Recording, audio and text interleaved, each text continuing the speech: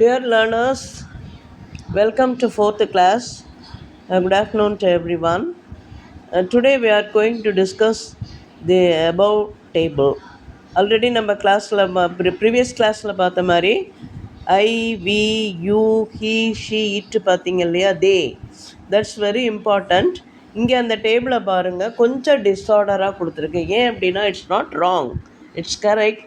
ஏன் அப்படி கொடுத்துருக்குறாங்க அப்படின்னா சிங்குலரில் ஒரு செட்டாகவும் ப்ளூரலாகவும் ஒரு செட்டாக வச்சு கொடுத்துருக்குறாங்க.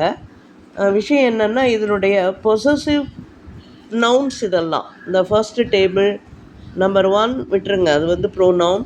நம்பர் 2, 3, 4 எல்லாமே இது சம்பந்தமான பொசசிவ் ப்ரோனவுன் அப்படின்னு சொல்லலாம். ஃபர்ஸ்ட் பாருங்களேன், ஐக்குரிய possessive pronoun me, my, mine.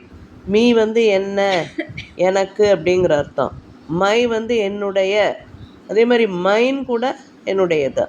Then you பாருங்களேன், யூ, யுவர், யுவர்ஸ். யூனா இது நீங்கள், உங்களை அப்படிங்கிற மாதிரிலாம் வரலாம். யுவர் உன்னுடைய, யுவர்ஸ் உன்னுடையது. அதே மாதிரி ஹீ, ஹிம், ஹிஸ், ஹிஸ். ஹிம்னா அவனை, அவரை. ஹிஸ் வந்து அவரை, அவருடையங்கிற அர்த்தம். அதே போல் அடுத்த ஹிஸ் வந்து அவருடையதுங்கிற அர்த்தம். தென் ஷீ பாருங்களா, ஹர் அவளுடையது, அவளை, ரெண்டுமே வரும். ஹருக்கு அவளை, அந்த பெண்ணை அப்படின்னு சொல்லலாம், அல்லது அந்த பெண்ணினுடையதுங்கிற அர்த்தமும் வரும். அதே போல் ஹர்ட்ஸ் வந்து அவளுடையது. பொசசிவ் தான், பொசஸ்னா தனக்கு, அவங்களுக்கு சொந்தமானதுங்கிற அந்த அர்த்தத்தில் வருது. இட்டு பாருங்க, இட் அது, இட்ஸ் அதனுடைய, இட்ஸ் அதனுடையது. வி பாருங்க, அஸ்ன்னு வந்திருக்கு. அஸ்னா நாம், அவர்னா நம்மளுடைய, எங்களுடைய அப்படிங்கிற அர்த்தம். அவர்ஸ் எங்களுடையதுங்கிற அர்த்தம். தே பாருங்களேன், தே நான் ப்ரீவியஸ் கிளாஸில் சொன்ன மாதிரி தே வந்து ஹியூமன் பீயிங்க்கு வரும், பிளான்ஸுக்கு வரும், நான் லிவிங் ஆப்ஜெக்ட்ஸுக்கு வரும், எல்லாத்துக்கும் வரும்.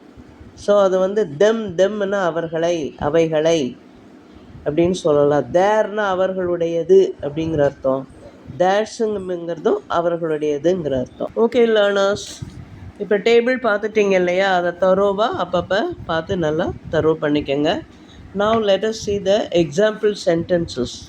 இப்போ ஐயில் பாருங்களேன், 3 type of sentences. let me explain the passage.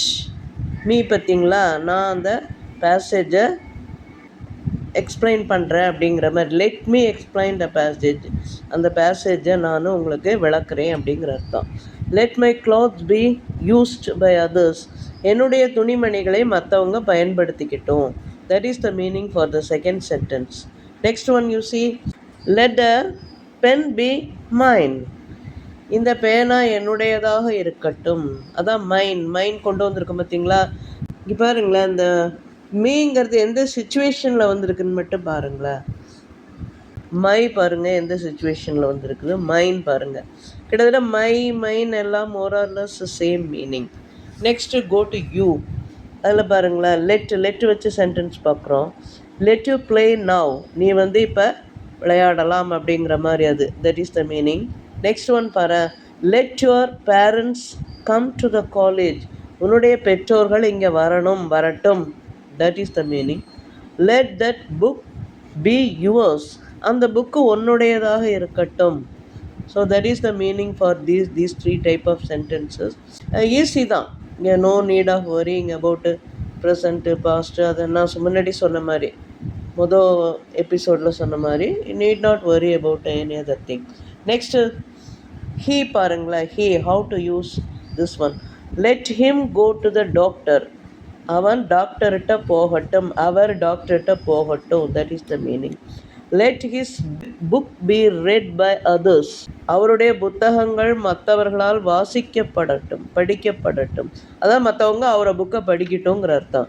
Let his books be read by others. இது வந்து கிட்டத்தட்ட இந்த மாதிரி வரும்போது சம்டைம் அது பேசிவ் வாய்ஸாக வரும், செயற்பாட்டு வினைன்னு சொல்லுவோம். பேசிவ் வாய்ஸாக வரும். அதை வந்து let us discuss in future classes. Third one பாருங்களேன், let that bag be his, அந்த பேகு அவனுடையதாகட்டும் அப்படின்னா give the bag to him அப்படிங்கிற அர்த்தம். Let that bag be his. அந்த குறிப்பிட்ட பேக் பையனோடதாகவே ஆயிரட்டோம்னா அந்த பையன்கிட்ட அந்த பேக்கை கொடுத்துருங்க. That is the meaning which it conveys. Next she. Let her be the leader or let her be the school people leader. அந்த பொண்ணே லீடராக தலைவியாக இருக்கட்டும் அப்படின்னு சொல்லலாம். Let her close the door. ஆமாம், டோரை சாத்தட்டுமா, ஏமா போய் அவளே அந்த டோரை சாத்துட்டுங்க. Ask her to close the door. That is the meaning. Let the jewels be hers. இந்த நகைகள் அவளுக்கே போகட்டும். So that is the meaning it conveys. Next வந்து இட். ஃபர்ஸ்ட் எக்ஸாம்பிள் பாருங்கள். Let it be here. Let it be here அப்படின்னு சொல்லலாம். அல்லது let the dog, அது ஒரு டாகாக இமேஜின் பண்ணிக்கோங்க. Let the dog be here, அதனால தான் அதை பார்ட்டிஷன் பண்ணி போட்டிருக்கு. Second one you listen. Second one பாருங்களேன். Let it dance.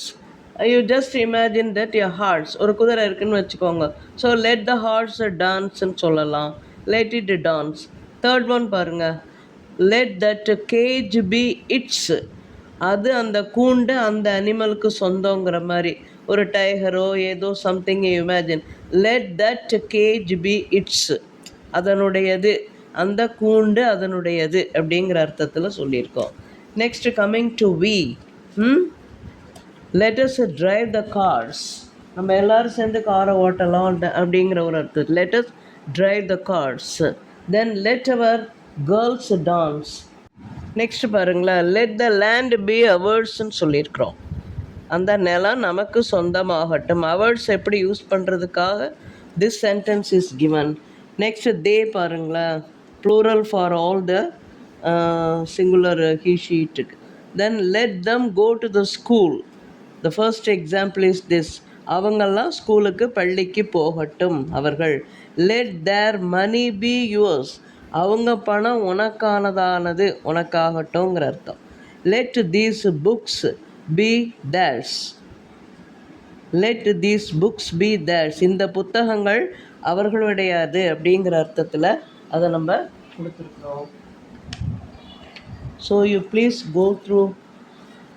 go through all these aspects. Today's proverb: no one plans to fail, but everyone fails to plan. This is the proverb.